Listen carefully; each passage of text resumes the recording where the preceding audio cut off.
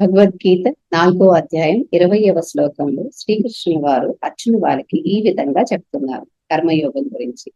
ఎవరైతే తన పనులపై ఫలితాలను వదిలేస్తారో మరియు ఎప్పుడూ సంతోషంగా తృప్తిగా ఉంటారో వారు బయట విషయాలపై ఆధారపడరు. అలాంటి వ్యక్తి పని చేస్తూనే ఉంటారు, కానీ వారికి ఎటువంటి కర్మ అంటదు. ఫలితం వస్తే ఆనందం, ఫలితం రాకపోతే బాధ. ఇది సాధారణంగా మనిషికి ఉండేటువంటి స్థితి. కానీ జ్ఞానికి, అంటే కర్మ పట్ల ఒక విచక్షణ కలిగి ఉండి వ్యవహరించేటువంటి జ్ఞానికి ఫలితం వచ్చినా రాకపోయినా వారి యొక్క అంతరంగ స్థితి ఈ ఫలితాలపై ఆధారపడదు.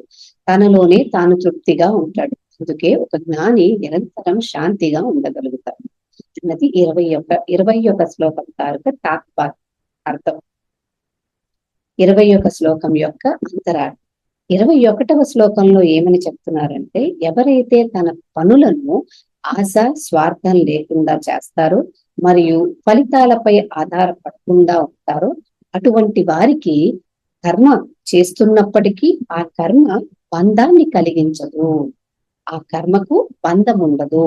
ఎందుకంటే జ్ఞానం వలన ఆ వ్యక్తి నేను చేస్తున్నాననే అహంకార భావం తగ్గుతుంది, ఫలితాలపై ఆశ తగ్గుతుంది.